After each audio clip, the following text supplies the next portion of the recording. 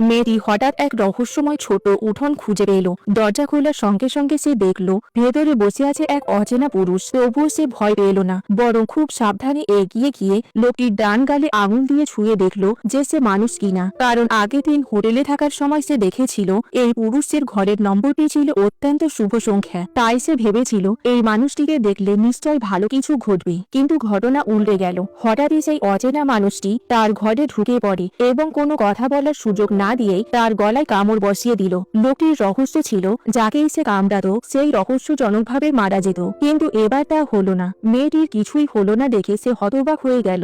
লোকটি চলে যেতে চাইলে আরো একটা অদ্ভুত ঘটনা ঘটল। মেয়েটি কিছু একটা বলার সঙ্গে সঙ্গে সে অনুভব করলো যে তার নিজের শরীর তার কথার বিরুদ্ধে চলছে। সে না বলতে চাইছিল, কিন্তু সে অনুভব করলো তার দুপা যেন অদৃশ্য শক্তি দিয়ে বাঁধা। তখনই সে বুঝলো সুন্দরী মেয়েটির প্রতি তার এক অদ্ভুত প্রভুদাস বন্ধনে আবদ্ধ হয়ে গেছে। তাই লোকটি সঙ্গে সঙ্গে আদেশ দিল তার অনুসারীদের মেয়েটিকে ভিলায় নিয়ে যেতে। তার ধারণা ছিল তাকে বিয়ে করলেই এই রহস্যময় বন্ধন ঘটবে। কিন্তু বিয়ের প্রস্তাব দেওয়ার মুহূর্তেই সে জানতে পারল মেয়েটির আয়ু মাত্র 3 মাস। এ কথা শুনে সে আর দেরি করল না। সে তাকে বলল, যদি তুমি চাও তাহলে আমি তোমার সঙ্গে আমার আয়ু ভাগ করে নিতে পারি।